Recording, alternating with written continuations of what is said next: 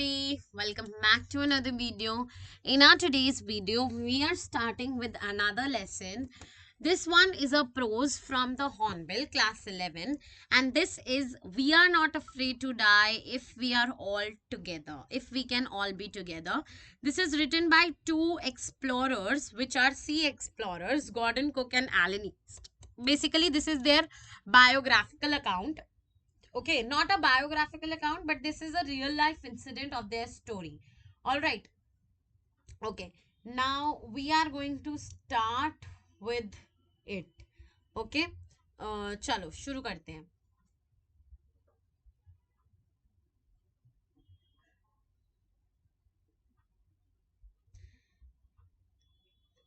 Let's start reading. This is the NCERT reading part. इसके बाद आपको हम क्या कराएंगे, इसके बाद हम आपको वो कराएंगे और नोट्स कराएंगे, and then this chapter will also be done.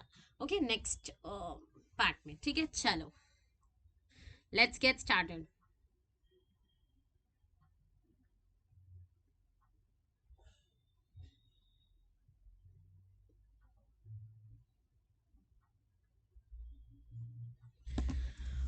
Okay, let's start reading.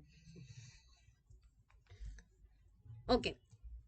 In July 1976, my wife Mary, son Jonathan, who was 6 years old, daughter Suzanne, who was 7 years old, and I set sail from Plymouth, England, to duplicate the round world voyage made 200 years by Captain James Cook. For the longest time, Mary and I, a 37-year-old businessman, had dreamt of sailing in the wake of the famous explorer, and for past 16 years, we have spent all our leisure time honoring the seafaring skills in British waters. So basically, there is this family which is a family of wife Mary and son Jonathan, who is 6 years old, daughter Suzanne, who is 7 years old, and Captain James Cook. Basically, captain, there is a captain whose name is Gordon Cook. ठीक है, so these all guys want to copy the very historical journey of Captain James Cook, which was the world voyage 200 years early. So अब 200 years पहले ये हुई थी, तो अब 16 साल बाद इनको ये सब करने का जो है चस्का पड़ा है, और इन्होंने जितना भी टाइम अपना था लेजर का 16 साल में, वो सारा इसको लर्न करने में बिता दिया, सी के स्किल्स को लर्न करने में ब्रिटिश वाटर्स में. ठीक है, चलिए शुरू. Let's get started. Okay, our boat Wave Walker, a 23 meter long, 30-ton wooden bullied beauty, had been professionally built, and we had spent months fitting it out and testing it in the roughest weather we could find. तो वो लोग क्या करते हैं, toughest weather जो है वो करवाते हैं, है ना, उसमें वो करते हैं. ठीक है, ठीक है, चलो let's get started. The first leg of our planned 3-year 1,05,000 kilometer journey passed pleasantly as we sailed down the west coast of Africa to the Cape Town. यानी कि अफ्रीका से केप टाउन की जो उनकी जर्नी थी वो बहुत ज़्यादा easy थी. There, before heading east, we took on 2 crewmen, Larry Vigil and Swiss Herb Sadler, to help us tackle one of the world's roughest southern seas which is the Indian ocean. तो उनके लिए सबसे ज्यादा दिक्कत वाला जो area था वो क्या था, इंडियन ओशन था.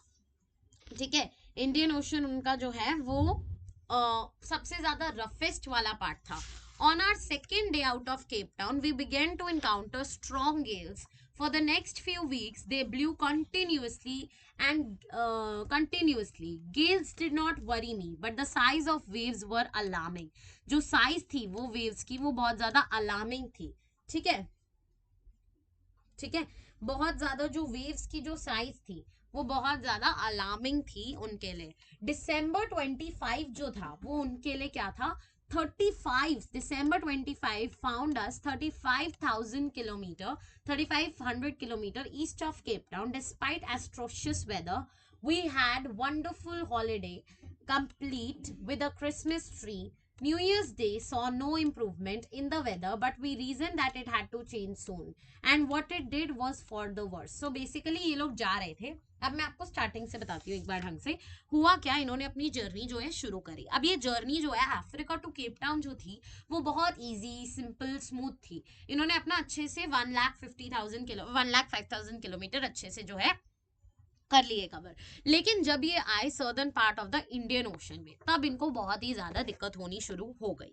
अब क्या हुआ, अब इन्होंने 25 दिसंबर को 35,000 ईस्ट पे ये चले गए थे केप टाउन के. इनको इंडियन ओशन की तरफ आना था. अब क्या हुआ, इन्होंने बहुत ज्यादा गेल, स्ट्रॉन्ग विंड्स बेसिकली जो है वो एक्सपीरियंस करनी शुरू कर दी. अब गेल्स जो है वो ऑथर को इतना वरी नहीं कर रही थी, लेकिन वरी क्या कर रही थी, बड़ी बड़ी वेव्स इतनी बड़ी थी कि 15-15 मीटर तक वो जा रही थी. बहुत ज्यादा लंबी वेव्स थी. अब क्या हुआ, उन्होंने सोचा कि अब ये चेंज तो होगा, इंप्रूव तो होगा. लेकिन चेंज हुआ, बिल्कुल चेंज हुआ, but for the worse. Change तो हुआ वेदर, लेकिन इतना गंदे तरह से चेंज हुआ कि वो चीजें और ज्यादा बिगड़ गई. न्यू ईयर पे जो वेदर है वो बहुत गंदा हो गया, बहुत बुरा हो गया. It was for the worse. The change was there, but the change was for the worse. Please underline this thing, ठीक है. At dawn on January 2 the waves were gigantic. अब जो वेव्स थी वो बहुत ज्यादा जाइजेंटिक थी.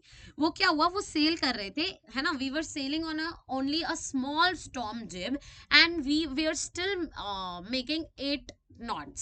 As the ship rose to the top of each wave, we could see enormous seas rolling towards us, and the screaming of wind and spray was painful to the ears. यानी इतनी तेज आवाज थी wind की कि वो कानों में चुभ भी रही थी. To slow the boat down, we dropped the storm jib and lashed a heavy mooring rope in a loop across the stern. यानी वो पूरी अपनी जो सिचुएशन है उसको ओवरकम करने की कोशिश कर रहे थे. Then we double lashed everything, went through our life raft, drill, attach lifelines, donned oilskins and life jackets and waited. उन्होंने सारी जो तैयारी है, अपनी जो चीजें थी, राफ्ट, ड्रिल और बोट और लाइफ जैकेट, सब डाल लिया था, सब रेडी कर लिया था. The first indication of impending disaster was about to come at 6 PM with an ominous silence. वो कहते हैं ना, ominous silence का यहाँ पर मतलब है तूफान से आने पहले वाली जो शांति होती है वो. यहाँ पर क्या हुआ, the wind dropped and the sky immediately grew darker. अब जो है विंड एकदम से ड्रॉप हो गई और स्काई जो है वो एकदम से डार्क हो गया. Then came a growing roar and an enormous cloud towards aft of the ship. With horror, I realized that it was not a cloud, but it was a wave. अब क्या हुआ, उनको लगा एक क्लाउड जो है वो नीचे की तरफ आ रहा है, but it was not a cloud, it was a wave. No other I had ever seen. It appeared perfectly vertical and almost the twice of other waves with a frightful breaking crest. इतनी बड़ी वो थी, इतनी बड़ी, एकदम vertical थी और ऐसा लग रहा था बस ये तो गई, हम तो गए. The roar increased to the thunder as the stern moved up the face of the wave, and for a moment I thought we might ride over it. But then a tremendous explosion shook the deck. एकदम से explosion हुआ और deck से आके धड़ाक करके लगा. A torrent of green and white water broke over the ship. My white smashed into the wheel and my head smashed into the wheel, and I was aware of flying overboard and sinking below the waves. I accepted my approaching death and was losing consciousness. I felt quite peaceful. See, अब यहाँ क्या हुआ, जो author हैं वो उड़ के बाहर चले गए डेक से, और उनका जो सर था, जो ऑथर का सर था, वो कहाँ जाके लगा, डायरेक्ट ही आपकी जो स्टीयरिंग व्हील था उसमें लगा. I was aware of flying overboard and below the waves. I accepted my faith and approaching death very quietly. Green and white water उनको दिखा अपनी अपनी शिप में घुसता हुआ, जब उन्होंने इतनी बड़ी वर्टिकल वेव का जो है सामना करा. Unexpectedly my head popped out of the water. एकदम से उनका जो हेड है वो पानी से निकला. A few meters away, wave walker was nearly gasping, यानी horizontal, एकदम ऐसे वो नीचे की तरफ ड्राउन कर रहा था, एकदम ड्राउन करने वाला था. Her mast almost horizontal. Then a wave hurled up right. My lifeline jerked taut. I grabbed the guardrails and sailed through the air into the wave walker's main boom. अब जो है उनको खड़ा होना पड़ा, और ये कहाँ गए, जो ऑथर थे वो वेव वॉकर के मेन रूम में गए, और वेव्स ने इनको सीधा कर दिया. सीधा किसको, इनकी जो बोट थी, शिप थी, उसको सीधा कर दिया। उनके जो रिब्स थे वो क्रैक हो गए, माउथ फिल्ड विद ब्लड था एंड ब्रोकन टीथ थे। समहाउ उन्होंने स्टीयरिंग को जो है फाइंड आउट करा, उसको रख दिया स्टर्न पे एंड नेक्स्ट वेव के लिए वेट करा एंड खड़े रहे। Water water everywhere, I could feel that the ship had water below but I dared not to abandon the wheel to investigate. अब उनको नहीं लगा कि उनको लगा कि हमारे को इन्वेस्टिगेट करने के लिए व्हील को नहीं छोड़ना है। सडनली जो है एक आवाज आती है मैरी की, ठीक है। The front hatch was thrown open and Mary appeared. We are sinking, she screamed, the decks are smashed, we are full of water. Mary ने कहा कि हम तो सिंक कर जाएंगे, डेक जो है वो खत्म हो चुके हैं, हमारे अंदर पूरा, हमारी जो शिप के अंदर है पूरा का पूरा जो है पानी जो है वो भर चुका है। Take the wheel, take the wheel, किसने कहा take the wheel? Take the wheel कहा उनके हस्बैंड ने, ठीक है। Take the wheel, I shouted as I scraped for the hatch. Larry and Herb were pumping like madmen. Broken timbers hung at crazy angles. I half swam, half crawled into the children's cabin. अब children के cabin में वो जाते हैं और वो कहते हैं are you all right? I asked. Yes, they answered, but my head hurts a bit. Sue ने कहा कि मेरा हेड जो है, स्यूजेन ने कहा, थोड़ा सा दर्द करता है, ठीक है। अब आप देखोगे कि एंड में आपको पता चलेगा यहाँ पर बहुत ज्यादा इनको खून आया था, स्टिचेस आए थे, बट फिर भी इस बच्चे ने कुछ नहीं कहा। After finding a hammer, screws and canvas, I struggle back on the deck with the starboard. If I couldn't make some repairs we would surely sink. अगर इन्होंने रिपेयर्स नहीं करे तो ये डेफिनेटली जो है वो सिंक करेंगे, ये इन्होंने सोच लिया था।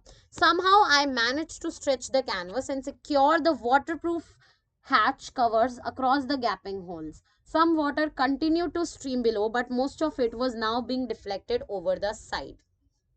This was it till now, ठीक है। Then more problems arose when our hands pump started to block up with the debris floating around the cabins and the electric pump short circuit. अब जो है इन्होंने एक पंप लगा रखा था to to take out the water immediately out of the पानी जो है वो निकालने के लिए अपने उसके साथ, ठीक है, अपने अपनी क्या कहते हैं, क्या बोलते हैं, पानी को निकालने के लिए,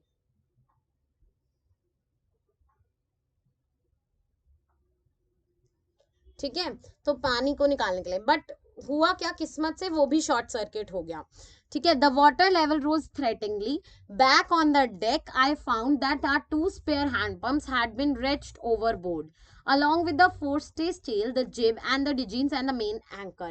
सारी चीजें जो है वो इनकी उड़े जा रही हैं, उड़े जा रही हैं। Then I remembered we had another electric pump under the chart room. I connected it to an out pipe and was thankful to find that it worked out.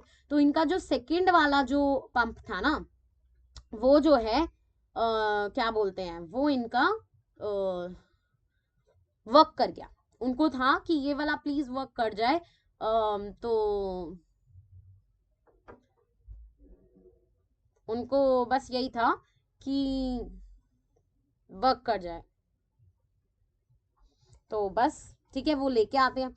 अब क्या होता है, the night dragged on with an endless bitterly cold routine of pumping, steering and working the radio. तो इन्होंने 3 चीजें करी, working the radio,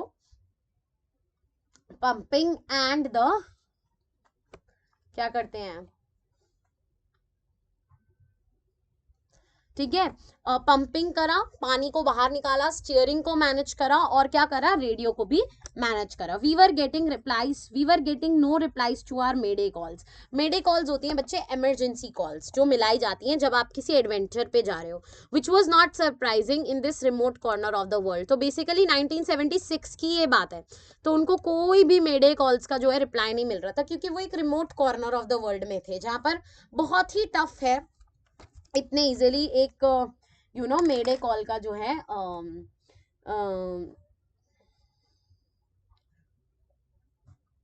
reply मिले, ठीक है।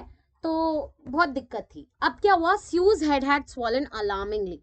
She had two enormous black eyes and now she showed us a deep cut on her arm. When I asked her, I didn't want to worry you when you were trying to save us all. तो उन्होंने कहा आपने हमें पहले क्यों नहीं बताया, तो उन्होंने कहा I didn't want to worry you all when, जब आप हमें बचा रहे थे. By the morning on January 3, the pumps had the water level sufficiently under the control for us to rest in rotation. अब क्या हुआ, अब जो है सारे ही जो लोग हैं वो क्या करेंगे, रेस्ट करेंगे रोटेशन में, धीरे धीरे करके, ठीक है. But we still had a tremendous leak somewhere below the water line. On checking I found that nearly all the boat's main ribs were smash down on the keel. In fact there was nothing holding up a whole section of the starboard hull except a few cardboard partition. यानी कुछ कुछ cardboard ही उनको जो है ढंग से रख पा रहे थे, नहीं तो बाकी जो है सारे ही बहुत ही ज्यादा